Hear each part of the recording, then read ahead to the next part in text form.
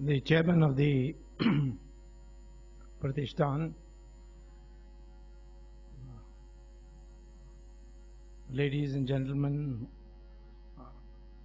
friends, I'm very honored that you asked me to come and speak about a favorite topic of mine,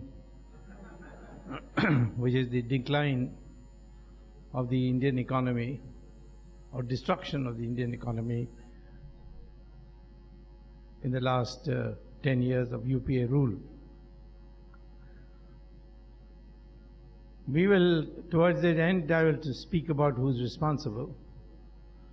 But today there is a new book out written by the press secretary of the Dr. Manmohan Singh, called Dr. Sanjay Baru, a respected economist, also became an editor. And he has written a book called The Accidental Prime Minister. He's accidental because his name was not there. In fact, the first list submitted to the President, Dr. Abdul Kalam, was 340 names of MPs newly elected in separate letterheads, saying that they are supporting Ms. Sonia Gandhi to be the Prime Minister. In fact, Ms. Sonia Gandhi was keen on becoming Prime Minister, contrary to the subsequent propaganda. And the NCP leader, Mr. Sharad Pawar, had given a letter saying that the NCP supports Congress party forming the government. So she personally phoned him up and told him, please change the letter to supporting Ms. Sonia Gandhi as Prime Minister. So there was enough sufficient evidence. But I had written a letter to the President that she cannot become Prime Minister legally, because we have in our citizenship a proviso which says that any foreigner becoming citizen of India will be subject to the same restriction as an Indian becoming a citizen in that country of that foreigner. In Italy, unless you are born in Italy, you cannot be Prime Minister. So therefore, that restriction would apply to Ms. Sonia Gandhi, and she could not become Prime Minister for that reason. But the President was not sure, so he invited me. I explained to him, he was convinced. And when I left the room, there were a table with 340 letters arranged state-wise. So out of curiosity, I looked through the UP list, and amongst the MPs who had proposed a name was a letter which says, I, Sonia Gandhi, elected from Raebareli, hereby propose Sonia Gandhi for Prime Minister of India.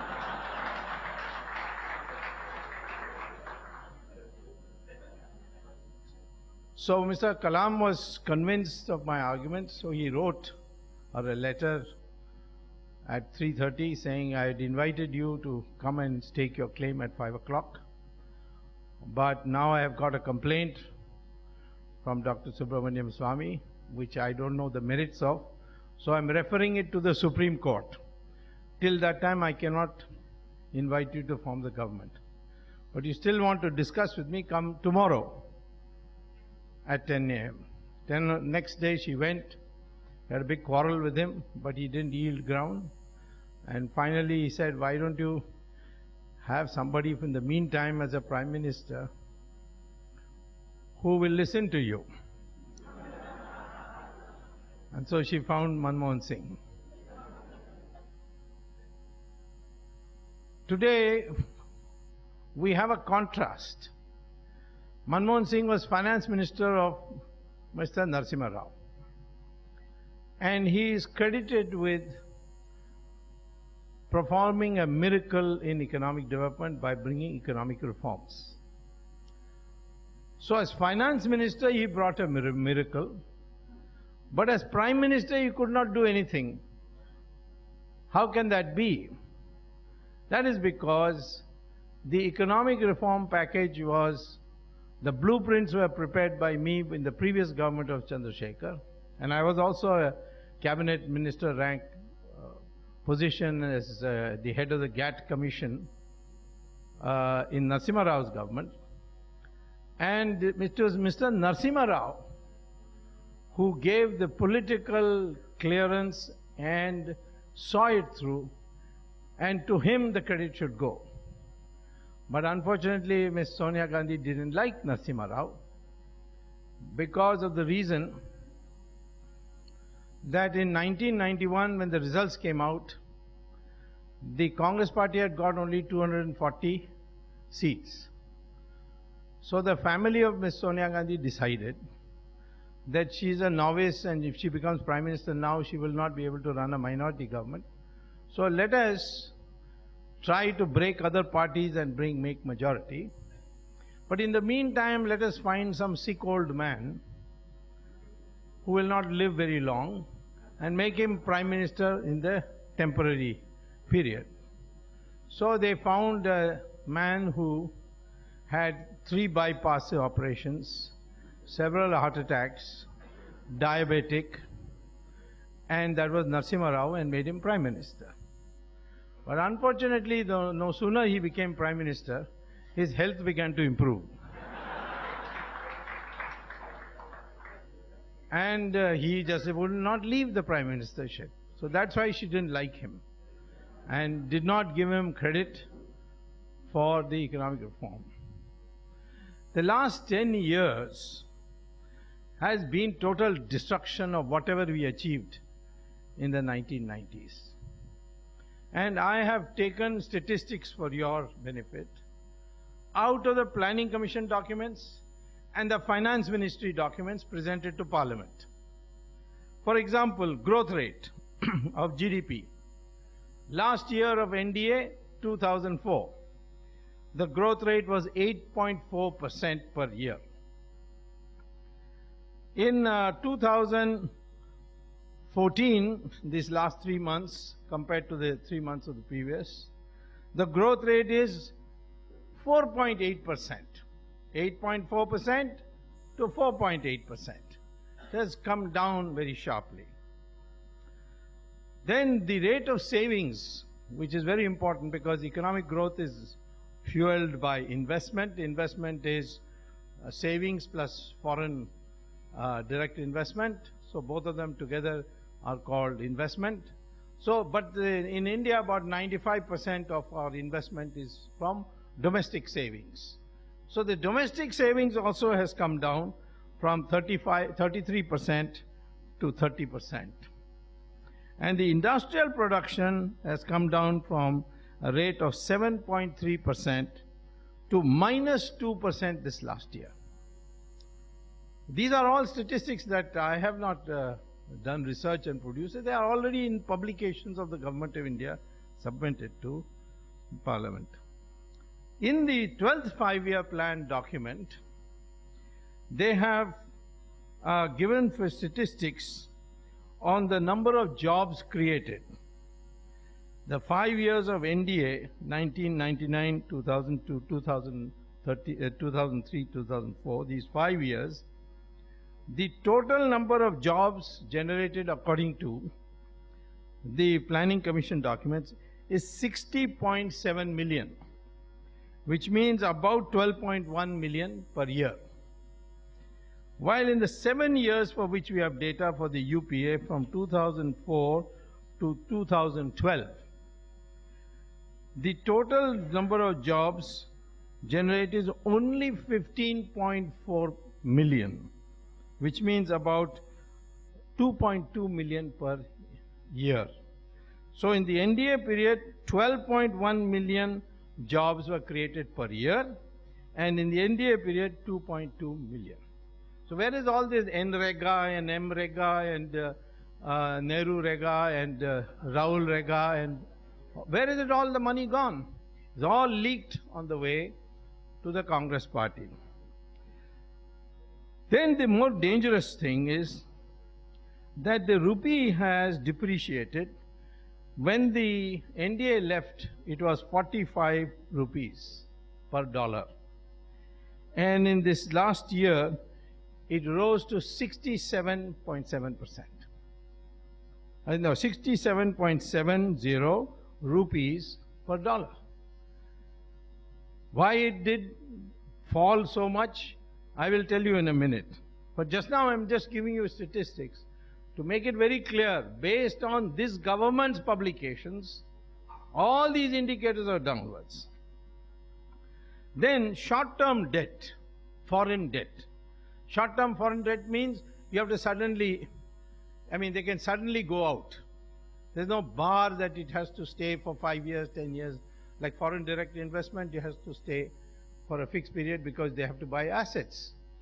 But short-term debt comes in form of money. It is something called hot money. It goes into stock market, it goes into speculative activities, and it can go anytime it wants to leave. That is now become, the NDA period, the last year was 3.9% of GDP was short-term foreign debt. And it has risen to 24.8 last year. That means a total external debt today has risen from $112 billion to $400 billion. And our total foreign exchange reserves is only $377 billion. So if tomorrow all the creditors say, please give back our money, we won't be able to give it back. We will then have to declare ourselves as bankrupt. So the same thing in all other indicators, the current account deficit, in the balance of payments, the fiscal deficit, the government's budget. Budget is now running a deficit which is one of the highest in the world, more like the Latin American variety, which could lead to an economic collapse any time. Because our budget today is become so rigid that a small change can collapse the Indian economy. Take the central budget today. Interest payments, you have to, all the loans you have taken in the past, you have to pay back. Otherwise it will be called default. So interest payments is one chunk. Subsidies, nobody wants to touch, another chunk. Defense expenditure, nobody wants to reduce. And justifiably, it's already too low, it has to be increased. Then police, every day the demand for police is increasing. So that expenditure you cannot cut. Government salaries, can't cut because there's an election every 2 years, so you can't afford to do it. So all these categories, if you add them up, it turns out to be 98% of the revenue of the government. 98% of our revenue goes for this. So how are you going to spend, where are you going to find the money to borrow or to expend on capital investment? So the government then goes to public sector banks and said, give us your surplus cash. So government borrows from our banks. And that has reached a stage where today if you borrow 1 rupee from the bank, you have to return 96 paisa for the past loans which you have taken, interest and principal. So in another 2 years, if this continues, then it will become more than 1 rupee. That is called debt trap. Then the economy will collapse. So this is another statistics which is very alarming. So therefore, we find that on the financial front, the country has been practically destroyed. In every other field also we find the same thing. Agricultural growth rate down, going down every year. The investment in agriculture is going down. Farmers are committing suicides. And on the other side, we find power systems, they are malfunctioning. We find roads, for example. During the NDA period, first let's start from 1947 itself. 46 years, 1951 to 1997. These are 46 years of planned economy. 263 kilometers of road was built every year. Now, after that 6 years, NDA came, 1998 to 2004, and the NDA built 4,467 kilometers. That is, 46 years, only 253 kilometers per year of roads were built, new roads. NDA in 6 years built 4,467. And these last 8 years, for 2 years we don't have data, the UPA government has only built 1,406 kilometers per year. So in every indicator you can think of, the country is on the verge of a collapse. So just as time has come for a change of government, and it looks like there will be a change of government, because I saw all the opinion polls since September. And in September opinion poll, NDA was to get only 140 Lok Sabha seats. Then came November opinion poll, December opinion poll, 2 opinion polls in January, and then in February, and now in March 20th, another poll came. So from 140, the March 20th of 2014 poll shows it's gone from 140 to 260. And another poll is coming on 30th April. I'm sure it will say 300 for NDA.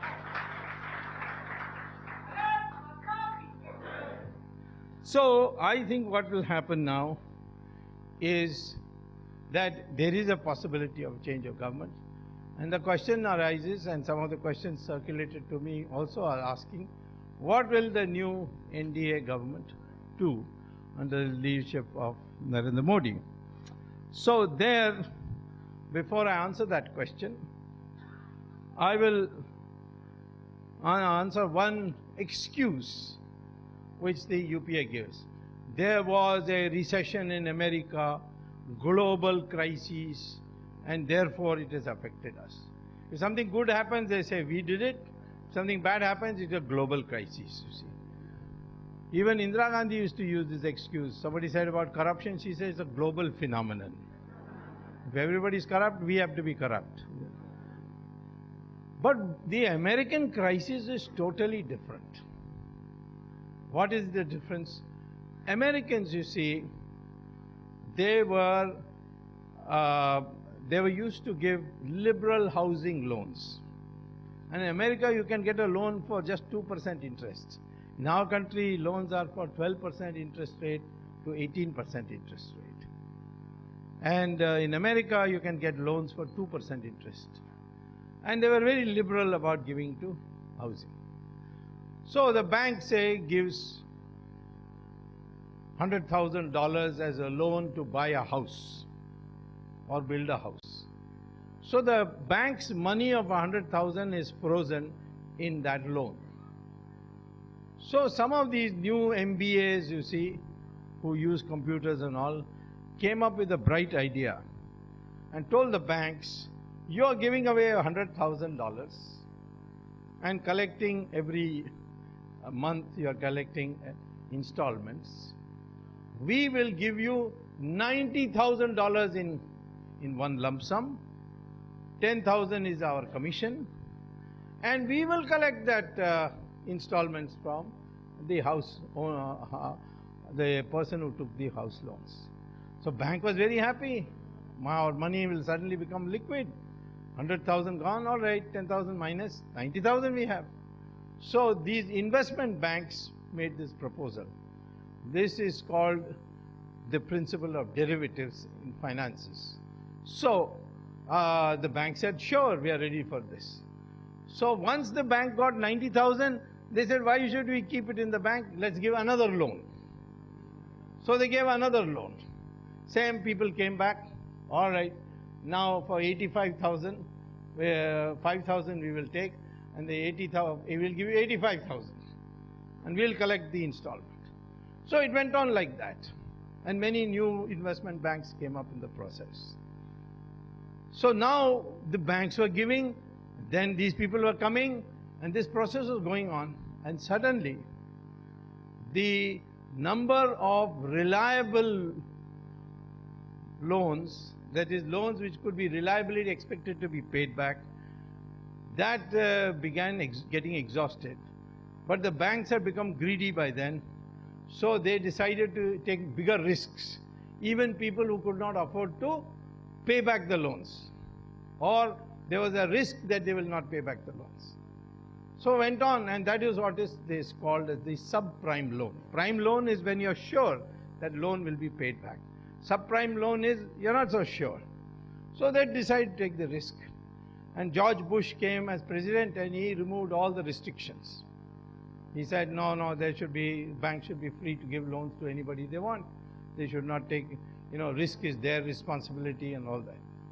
Earlier on, there was a restriction that if the risk is estimated for more than 5%, then you can't give the loan. He removed it. So now banks began doing that.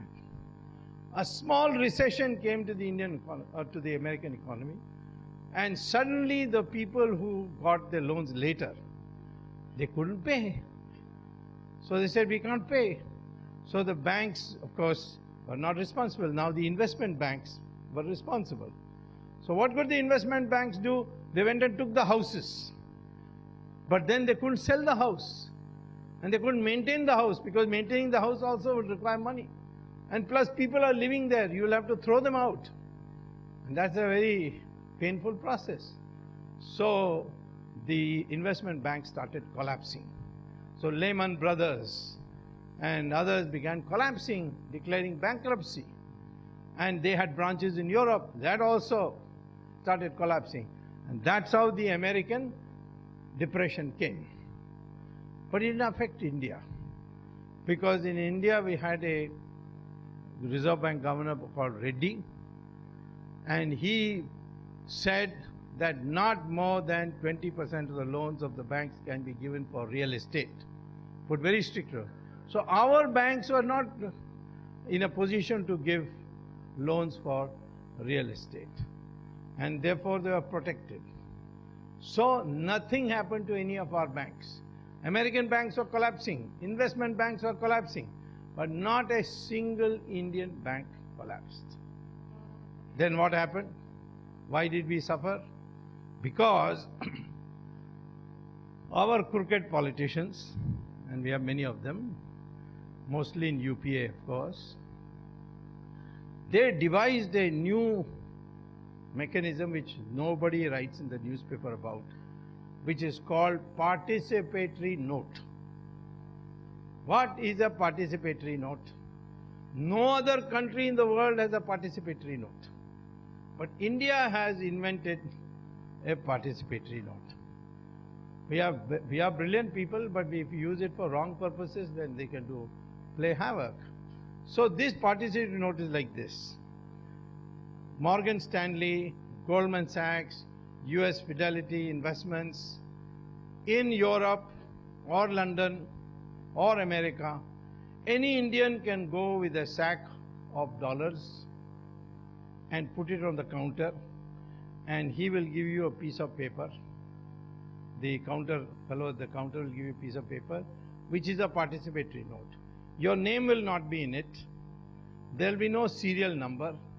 There will be no date. And it will only have the amount. That's all. The amount you put in dollars. But you have to show your Indian passport. Why? Because no other country in the world has participatory note. Only India has. So only for Indians, authorized Indians, this can be given. So he gets the participatory note and he comes to India and gives a photocopy to Reserve Bank. Reserve Bank gives him a chit, and you can take that and go to the stock market and say, here is the Reserve Bank receipt, and plus this is my participatory note. Please invest. So they invest, Stock market goes up, they sell, and then they get in rupees. You take the rupees to the Reserve Bank, and the law was changed by Mr. Chidambaram to say that if any participatory note holder brings rupees, you have to give foreign exchange in return. So they immediately converted to dollars, and then you take it out. Now, who are these people who go to Morgan Stanley and US Fidelity Investment with sacks of dollars? Well, those who have illegal bank accounts. And how do you get illegal bank accounts with money? You make money here by corruption and give it to the Hawala man. Hawala man will go to Dubai, and from there through the computer he will transfer the dollar equivalent into your account. Then you go and draw out that money and then go and get a participatory note, and then you bring it here, invest in the stock market goes up and you earn money. Of course, there was once earlier on a regulation that whatever you earn on the stock market as a windfall, you have to pay 30% as capital gains tax. So these politicians didn't like that. Why should I pay 30 lakhs, 30%? So a new regulation was passed by Mr.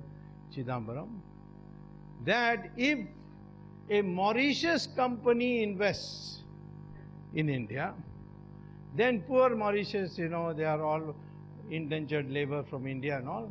So out of sympathy for them, we will say they are exempted from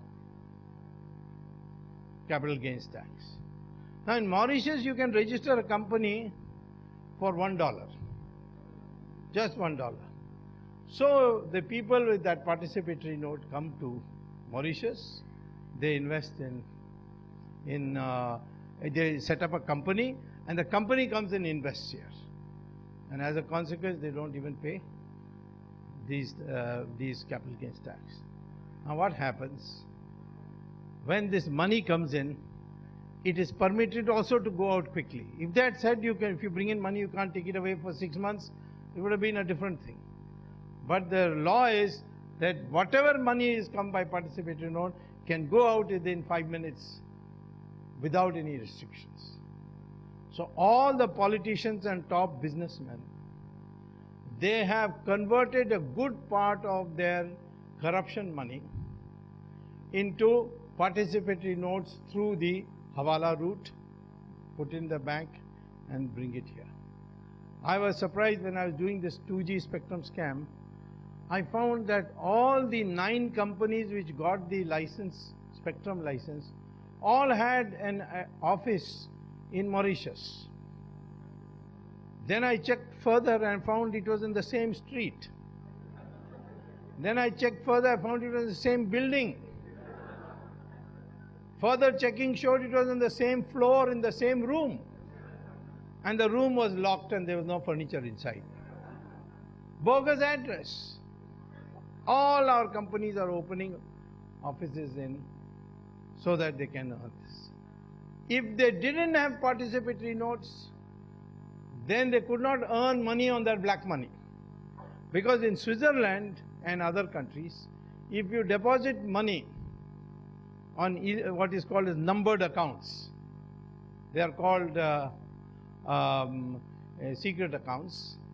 If you deposit it, they don't pay interest on your deposit. They charge you 2% service charge. And for Switzerland, it is a very good business because they get 2% from Indians, and with that money they go and invest in American bond market and get 4%. So Switzerland gets 6% without doing any work. So this participatory note had brought in $60 billion into India. Even now the rupee rate is improving because for elections this participatory note has come in good number. But because it can go out anytime. Now what happened in 2009 is that America suddenly had a crisis, didn't have funds, so it became a market haven for those who had funds. So all these participatory notes, half of them, $30 billion in 1 week pulled out, and the stock market collapsed. And that's how the crisis came to India. Had we did not have participatory notes, India would have been completely unaffected by the crisis in America, and we would have made so much progress that we could have come very close to the American level of economic development. So this is the reason why we had this crisis. So now how do we get around this?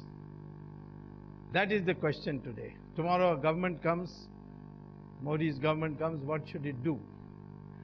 First of all, in my opinion, by the way, I also want to tell you that one of the problems we had with the rupee collapsing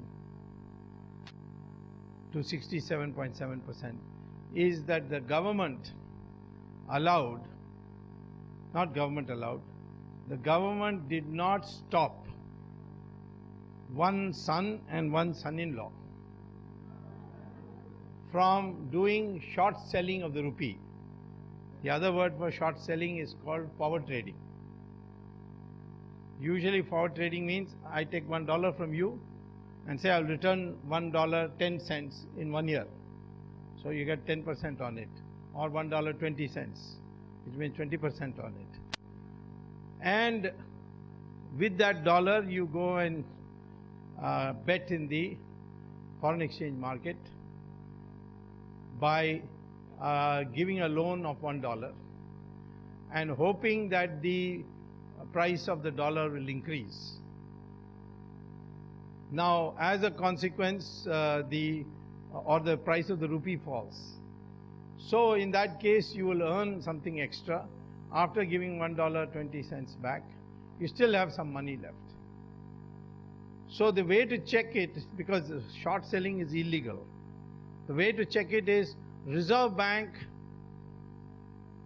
dumps $20 billion in the market. Say they are selling $20 billion. And immediately the dollar price will come down. The dollar price vis-a-vis rupee has to go up in order to make profit in short selling. So the Reserve Bank did not do it. Why it did not do it? Because the finance minister said, no, you can't do it. Mr. P. Chidambaram. He is quite a crook. And he's a lawyer also. So a lawyer who's a crook is a dangerous animal. I've tried to catch him in 2G, but he has slipped out of my hand. But not for long. When I get my government, I'll fix him, send him to jail.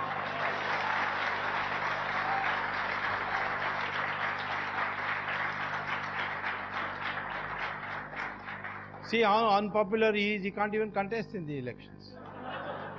Why is it that Chidambaram said this? Because his son was doing short selling in Singapore. Why shouldn't the Prime Minister intervene? Because her son-in-law was doing short selling in Dubai. Mr. Robert Vadra, some people call him Robert Vadra. He was doing short selling in Dubai. This man was doing short selling in Singapore. And therefore, they could not do what they had to do. We have $377 billion in reserves. 20 billion you could have put. The rupee would have come down very fast. And these people have become bankrupt. But because they wanted to support the illegal activities of the son and son-in-law, our rupee crashed like this. Now to fix it, fix the Indian economy, we have to go back from this 4.8% per year growth rate to 10%. And is it possible? Yes, it is possible. It is possible if the level of savings in the country as a ratio of GDP rises from the present 30% to 35%. Which means you have to encourage people to save more. Who are most of the savers in India? The middle class. They are bulk savers. 80% of the savings of our country is due to middle class. And that too, the women in the household of middle class. The real heroes of India in economics are the women who work in the kitchen, because they are all the time saving. Women are very, very particular about saving.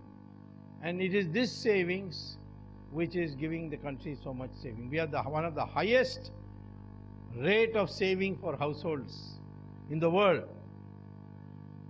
So we have to now make it possible for families to save more. How to do it? Well, I suggested one measure to the party. The party wanted me to dress it up in a more acceptable language. My language was abolish income tax. Because who pays income tax?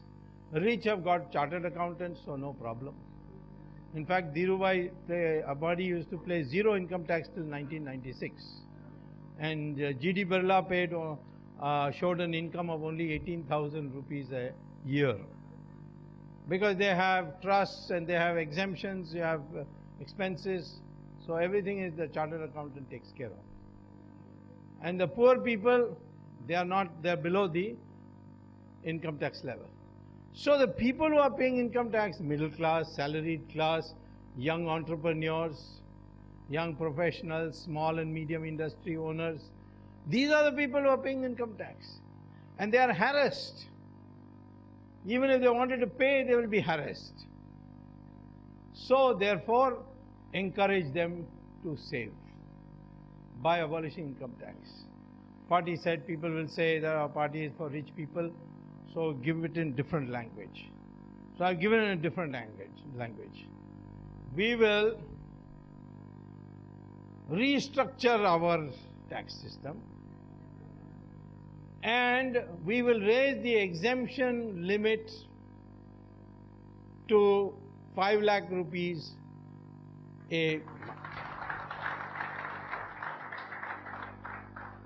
And anyone above 5 lakhs, if he saves in form of bank deposits, term deposits, that is 3 years, or bonds, government bonds, or share certificates, or in investment projects, all that will be deducted from the income before the tax is put.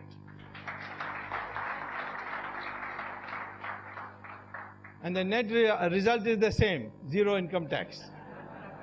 But my party said, no, this language is acceptable. So that is there in the manifesto. That's the first thing we're going to do. Because the income tax is now become a nightmare for everybody. Even in excise tax, out of 2,947 commodities subject to excise tax, if you rank them by their contribution to revenue, the first 22 give you 90% of the revenue.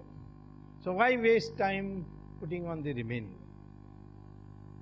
Remove it from the others, provided you tell them this has been transferred in lower prices, and only retain it for 22.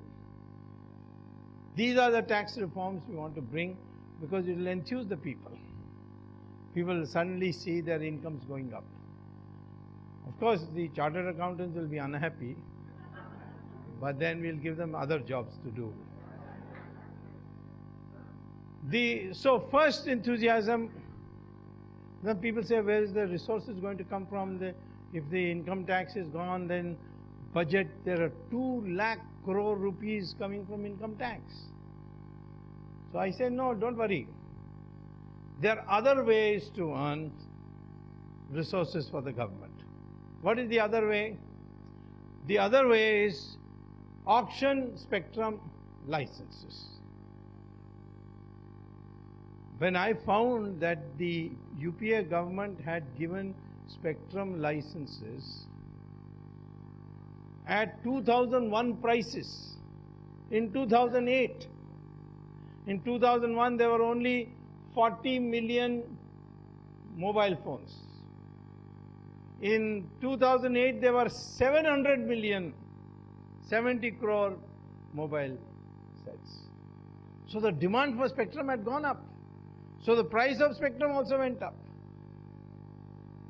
So when the 2G licenses were given, they were given at 2001 prices, the price at which the NDA had auctioned spectrum. Had UPA auctioned spectrum licenses in 2008, you would have got 10 times more. That was the market price, was 10 times.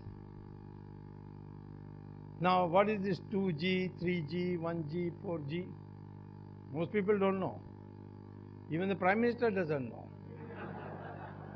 I asked him, he said, for me 2G means Sonia Ji and Rahul Ji.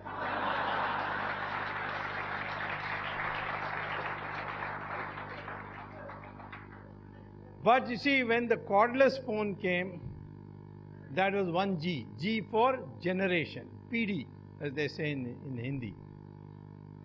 1G is first generation. What is the first generation? You pick up a phone, you dial, no wire, nothing, and the phone rings.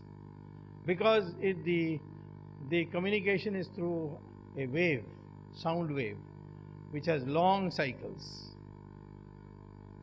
But you can only telephone. That is 1G. Then came 2G. In 2G you can telephone, you can send SMS, you can send email, you can send pictures. So there the difference is that the air waves have more cycles. 3G, you can telephone, you can send SMS, you can send emails, you can send pictures, and the person who picks up the phone, you can see him. And he can see you. Today it has not come so extensively in India, but the army is using it because all the soldiers who are living in the Himalayas, they can talk to their family on 3G phones and they can see their family. 4G is also coming, where you can do all the things before, plus 10,000 pages of documents you can send. Today you cannot send more than 15-20 pages. 10,000 pages of documents you can send. So that has even more cycles. And in the atmosphere, in the sky, you have to make sure that they don't collide with each other. So these channels created, they are called spectrum. And that is limited. So there is a demand. So demand grows up, the price goes up. 10 times was the price. But they sold it at 1/10 the price, 2001 price. And the argument given was that we don't want the tariff rates to go up. Good argument. But many companies, 9 companies got the licenses. What did they do? Some of them are not even telecom companies. They were Raja's friends. So they were a real estate company. One of them is Bombay, Shahid Balwas, DB Realty, Unitech. These were not telecom companies. They didn't have a tower, nothing. And they were Raja's friends. So they got it. And what did they do? Shahid Balwas went and sold it to this Abu Dhabi company called Etisalat at 8 times the price. He sells to, buys from India from the Indian government at 1,680 crores for 4 megahertz. Sells it at 8 times that. That is about 15,000 crores. Same thing with Unitech. They sell it to Telenor, which is a Chinese technology-based company called Huawei, and also sells it for 8 times. Tata sells to Docomo at 13 times, because Tata has got towers, this thing, that thing, so it was able to command a higher price. It sold it for 13 times, 50% of their spectrum. Same thing with Idea, same thing with Videocon. All these 9 companies sold most of their licenses. Supposing the government had auctioned, then these foreign companies would have paid market price. You would have got 10 times what you got. What we got was 1680 crores of 2001 prices multiplied by 9. That came to about 15,000 crores. Total we got 15,000 crores. And had you auctioned it, you would have got 1,50,000 crores. And plus CDMA and the conversion from CDMA to GSM, all these things added together, you would have got 2 lakh crores. Minus 15,000 crores from that, you get 1,75,000 crores, which is what the CAG estimated. Mr. Sibal said, it's all nonsense, it is zero loss. How does he know it is zero loss? People started criticizing him. He said, poor chap, he doesn't know how to count beyond zero. Now they have auctioned. I went to Supreme Court, asked the licenses to be cancelled. Happy to say, for the first time in the history of India, the licenses given were cancelled.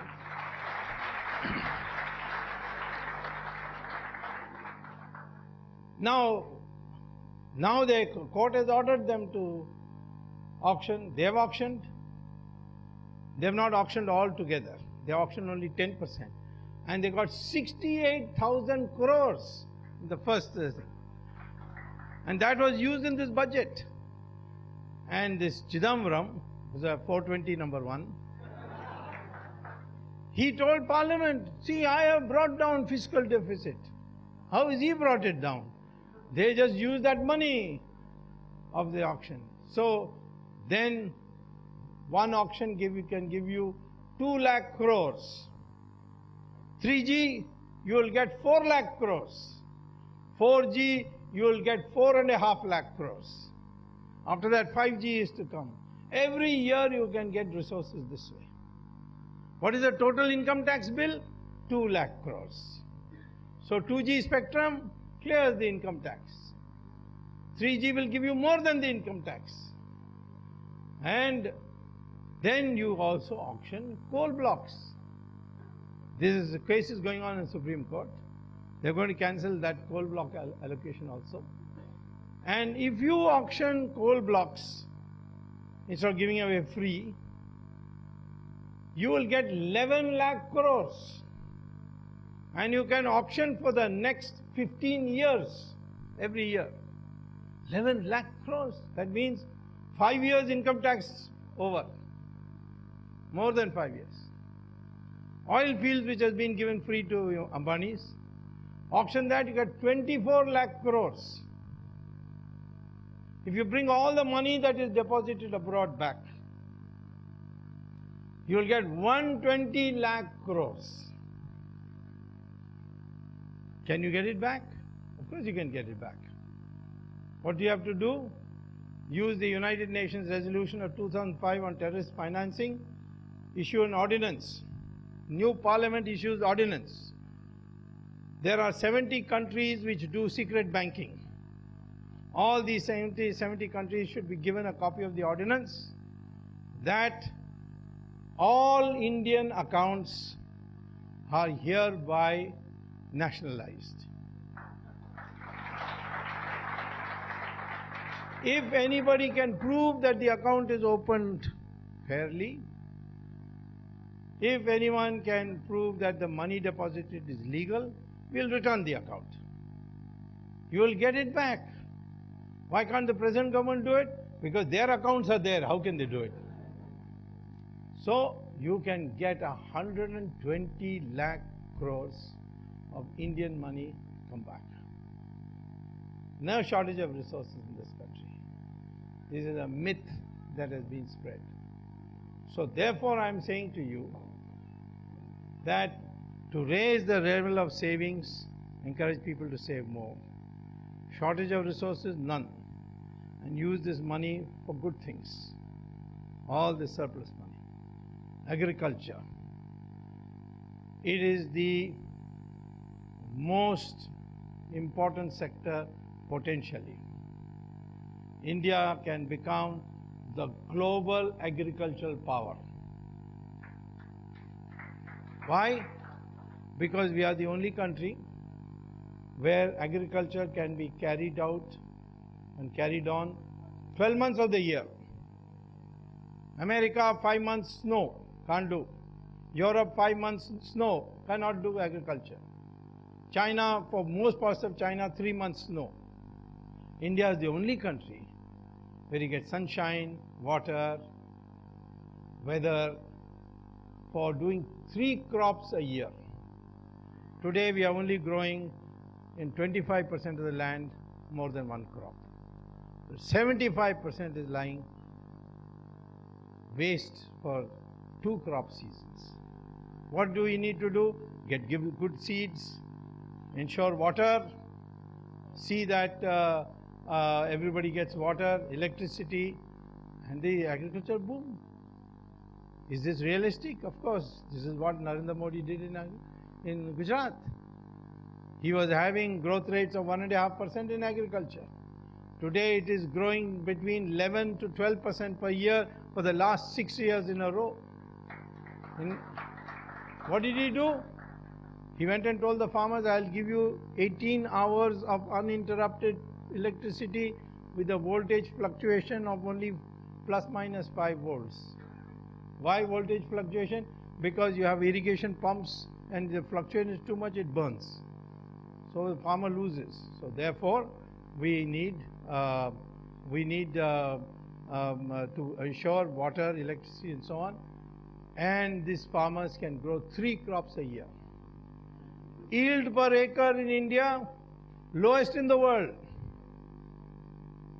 The yield of per acre of agriculture, per acre of rice is 1/7 that in Japan.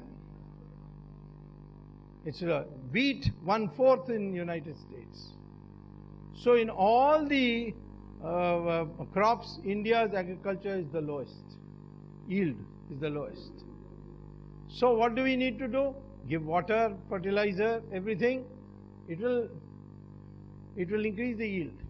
Indian Council of Agricultural Research Institute and Indian Agricultural Research Institute, both of them in experimental plots are producing 8 to 9 times the amount of food production that a farmer does. If the Agricultural Institute can do it on Indian land, why can't the farmers do it? Because they don't have water, they don't have fertilizer, they don't have pesticides. Provide them and then export it. All the surplus that will be created, you export it. And internationally, Indian agriculture price is the lowest. Price of rice compared to South Africa is 1/6. Price of wheat is 1/3 that in United States. Price of fruits, price of vegetables, all lower. Price of sugar, lower. Price of milk is 1/10 Europe. And we have 150 million cows. The average yield of milk from a cow is only 200 liters per year.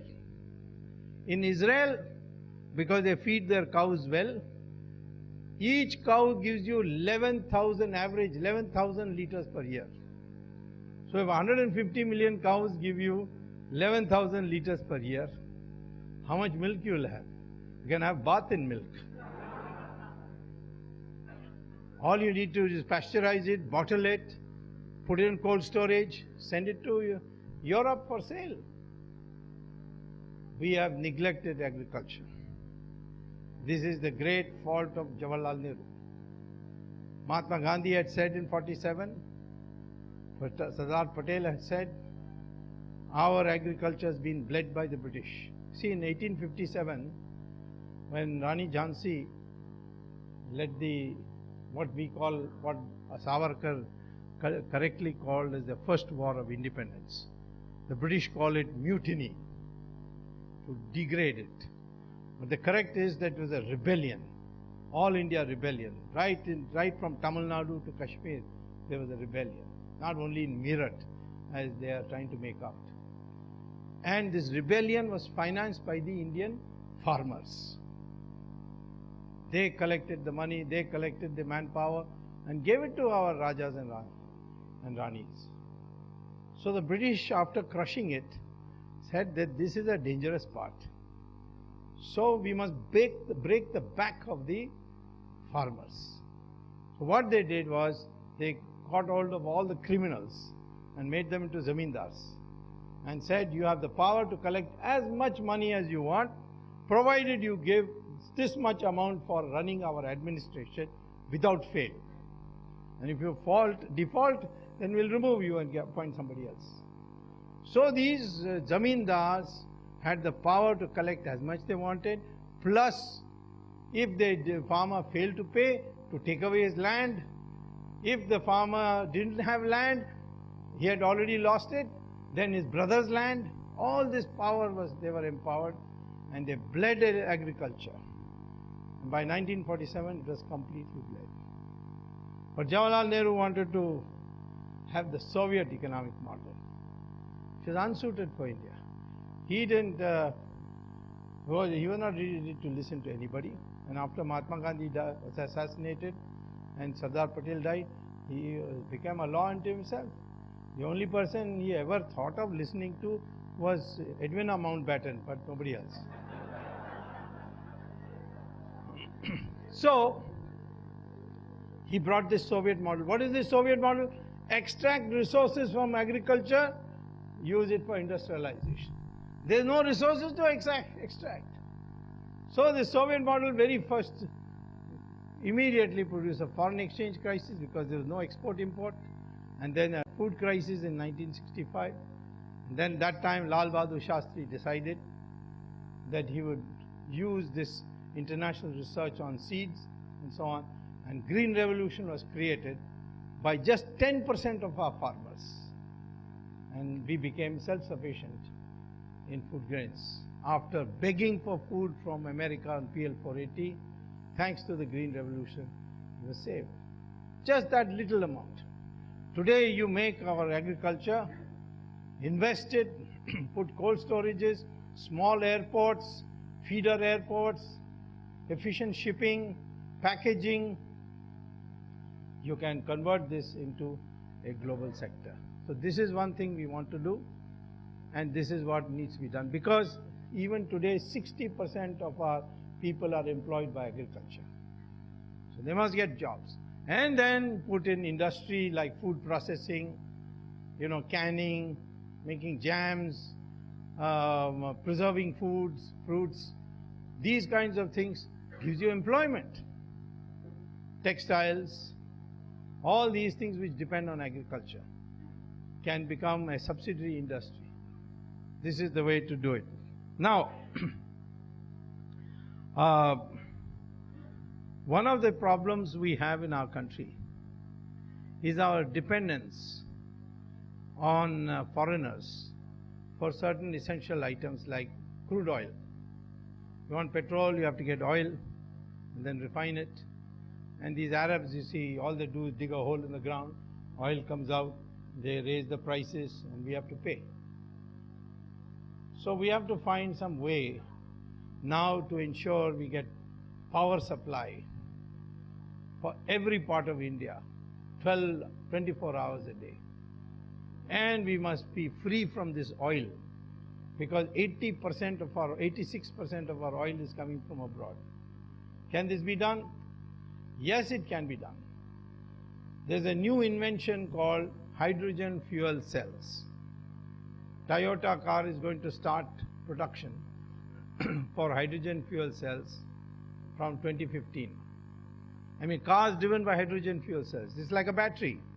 You plug electricity into it in the night, and next morning for the whole day you can drive 350 kilometers.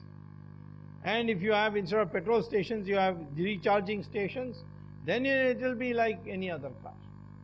And it's environment friendly, no pollution. Are we able to do it? Yes. Why the Americans done it? Because the Americans got so much oil that their oil company says, no, you can't do all this, we'll be ruined.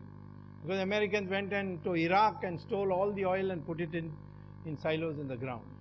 So Americans, companies will not allow their people to do it. Japan is doing it, but we have already done plenty of research. We need to focus our minds on this and see that hydrogen fuel cells is produced in India. And if we produce it, then the whole of Asia will buy from us. So oil demand will go down. Even China will buy from us. And if oil demand goes up, then what these poor Arabs will do? They will have to go back to their tents and their camels. Yes, because there is no industry. You go from Morocco to Indonesia. In the entire Arab world or the Islamic world, there is no industry. It's all oil dependent. If you want to finish out terrorism, one way is to reduce the dependence on oil. So who can do this? Young people. And we are the luckiest people today because for large countries, we have the largest number, proportional wise, of young people. 70% of our population below the age of 35. Average age of an Indian is 26. What is the average age of an American? 37. China, 36. European, 46. Japan, 50. These are aging populations. Why is Europe having economic problem? Because their population growth rate has suddenly dropped. And people are living longer. So the number of old people is becoming very large. Previously their pension system was working because the number of people who came into the labor force was larger than the number of people retiring. So they used to cut their gratuity, provident fund and all that and use that money to pay pension for retiring people. But now fewer people are coming in and more people are retiring plus living longer. So they have a huge pension problem. 90% of Europe's problem is that. Ours, you see, because our people did not agree to Mrs. Gandhi and her son Sanjay Gandhi forcibly sterilizing us at the encouragement of the Western world.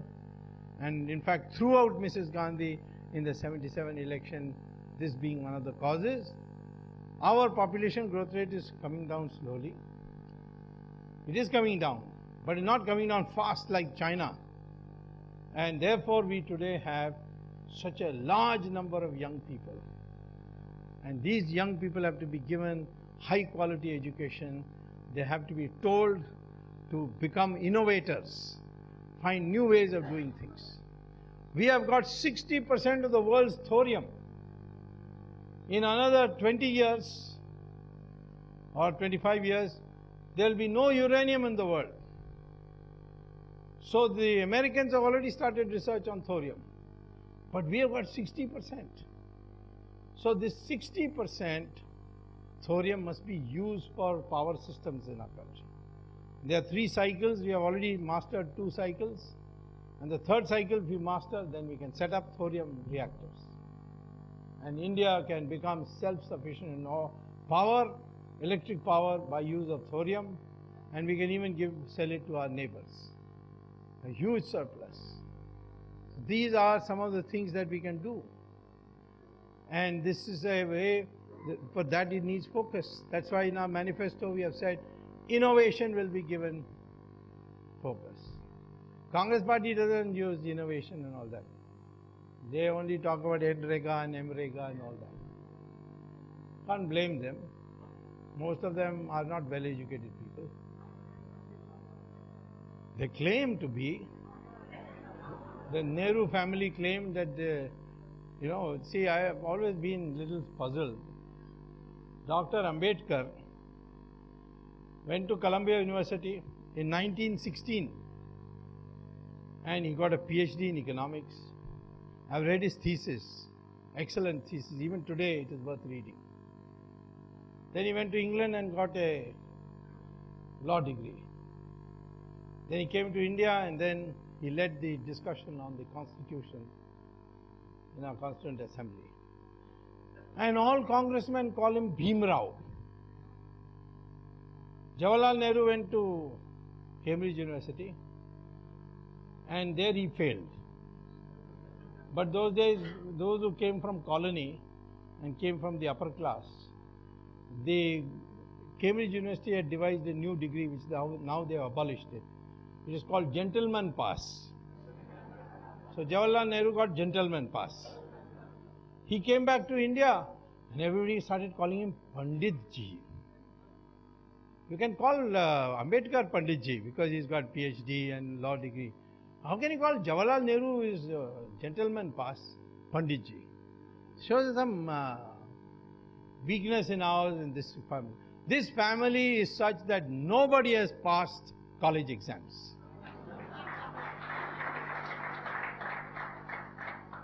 Sonia Gandhi claimed that she got a degree. I must say, to the credit of Rajiv Gandhi, he never claimed he got it. He went to Cambridge, he failed there, so he went to Imperial College, he failed there also. And then he married Sonia, and he failed there also.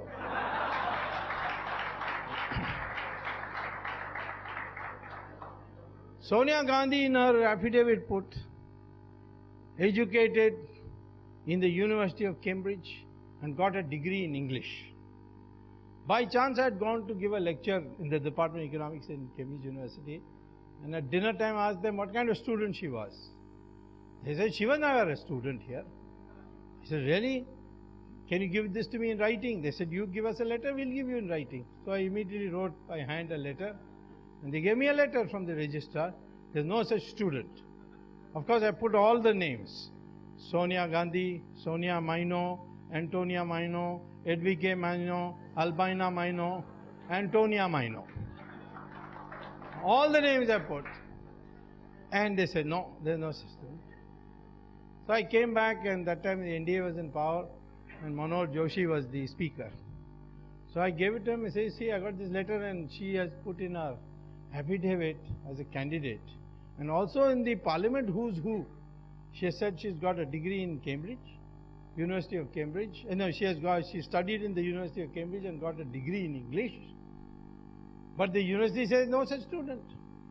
So you please ask her an explanation.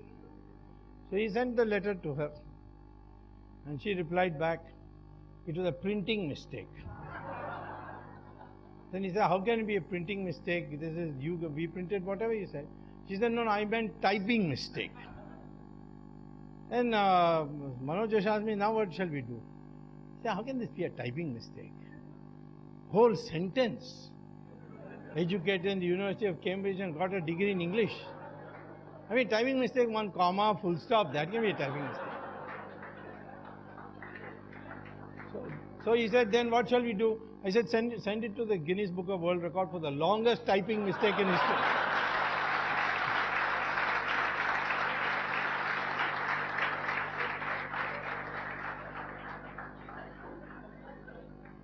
This Rahul Gandhi,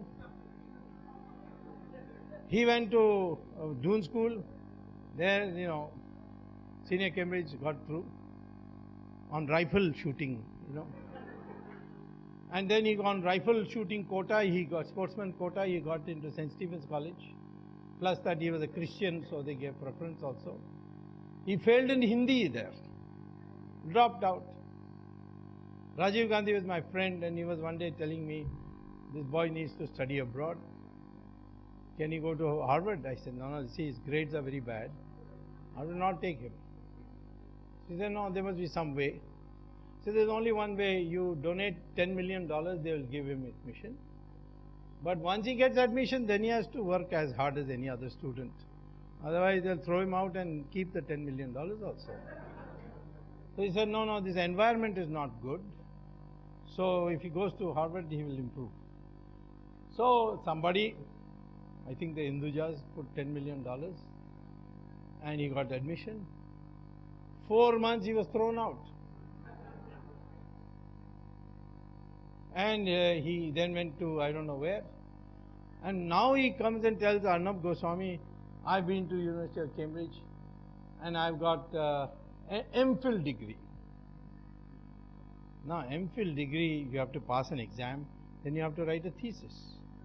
Again, I had gone 2 years ago to the university.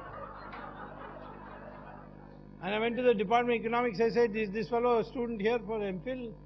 They said, no. But he was a student in a department called Development Studies, which deals with land acquisition. Must have taught Vadra how to do it. So I went to the Department of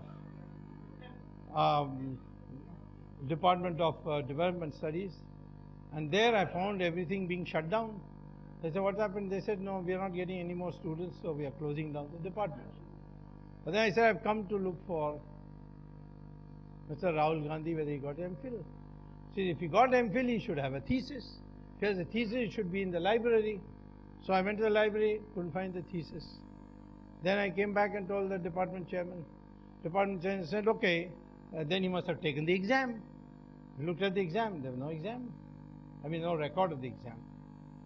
So I didn't know what to do. So I went back to the university, and they told me he had come in a different name. What name? Raul Vinci. R-A-U-L-V-I-N-C-I. Now that is the name his mother gave when he was born. When he was born, his mother was an Italian citizen. That is, he was born 1970, mother became Indian citizen only in 83. So in 1970 she was still Italian. She had sent a letter to the Italian embassy that I have given birth to a son and his name is Raul Vinci. So I got convinced. Then I asked them, is this Raul Vinci? They said yes. Then I accessed the record, because Rahul Gandhi I didn't find anything. But Raul Vinci I found, and I got the certificate. And the certificate says that Mr. Raul Vinci was admitted to MPhil, but of the 4 courses he failed in economics. Therefore no MPhil. Now Arnab Goswami asks him, that Swami says like this, he says, well, I've got the certificate, I'm willing to show him. But I've asked him, I've sent messages to him, he's not showing me. Because he can't. So I'm waiting to see how he files his nomination papers. Because you have to swear. If there he says MPhil, I'll file a case against him.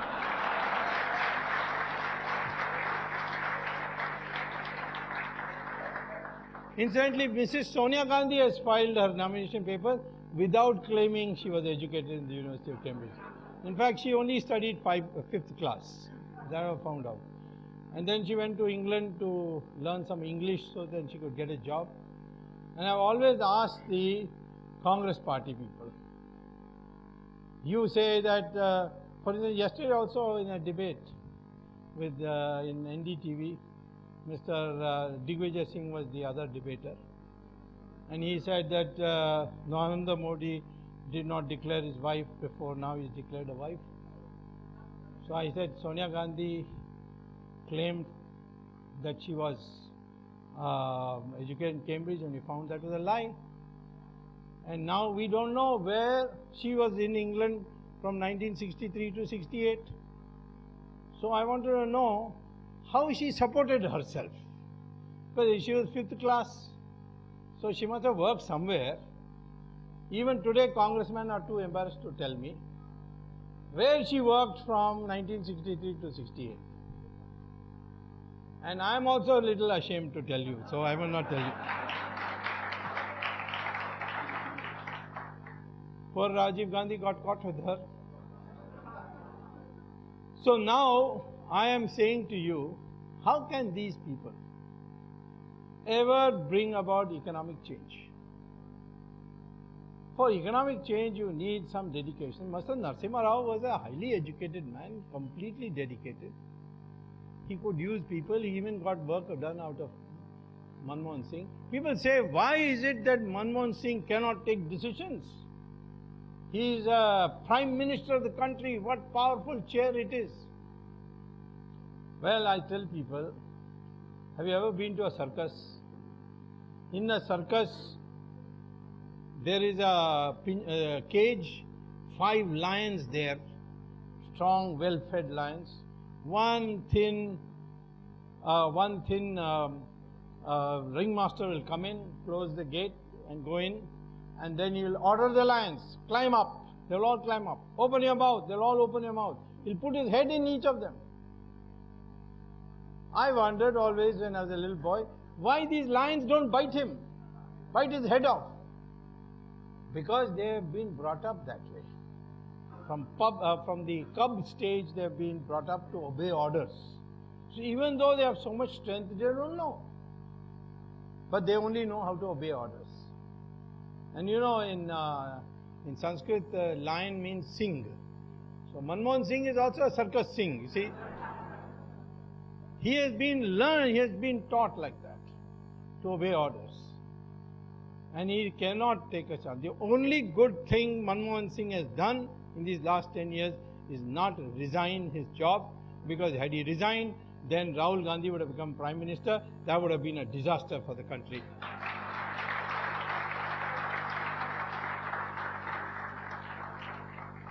So I say to you today, there is no shortage of resources. Wrong were people who say that you have to increase taxes. No, you lower taxes. But you do auction of your resources instead of giving away free. You get all the resources you want. Develop agriculture. Go for innovation.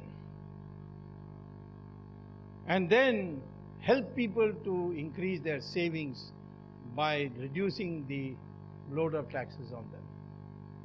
The country can revive in no time. I had said this in 1990 when I became Minister of Commerce in the government of Narasimha Rao, and my economic advisor, by the way, at that time was Manmohan Singh.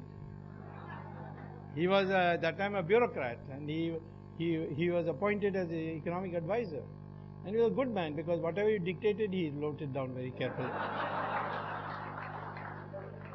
So, in no time, we went from 3.5% rate of growth, which was called the Hindu rate of growth for some crazy reason, right up to 8% in just 5 years. We can today go from this present 4.8% per year to 10%, 12%. And if for the 5 years on an average you achieve 10% growth rate, India will become a developed country by 2025 and will overtake the United States by 2050.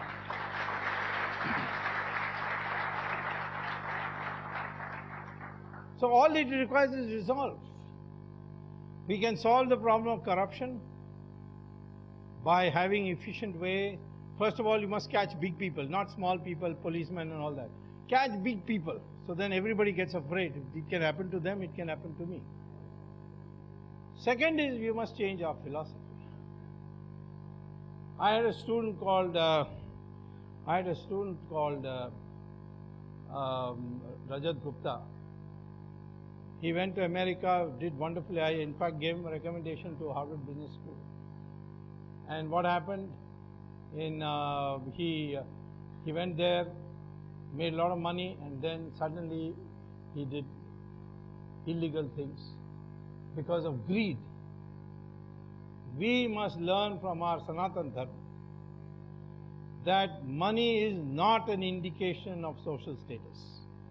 In fact, the highest social status is given to those who are of men of learning and have sacrificed the normal comforts of life.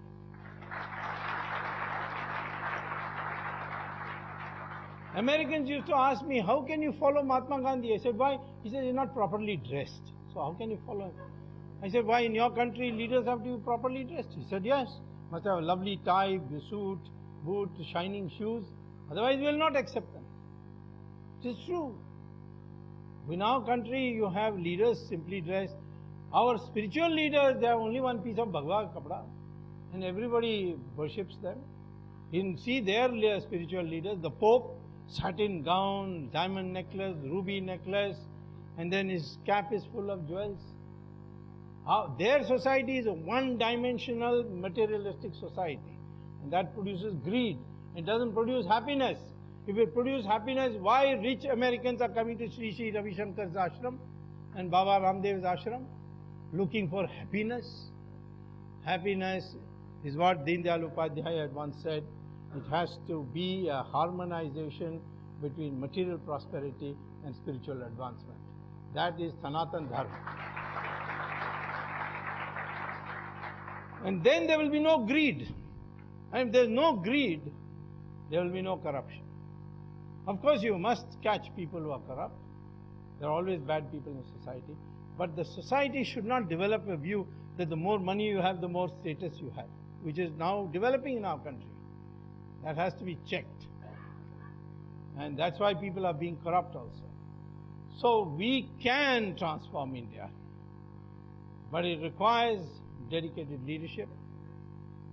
And in my opinion, under the present proposed leadership of the BJP, namely Mr. Narendra Modi, and the team is likely to assemble, India can transform in 5 years and become a developed country. Thank you.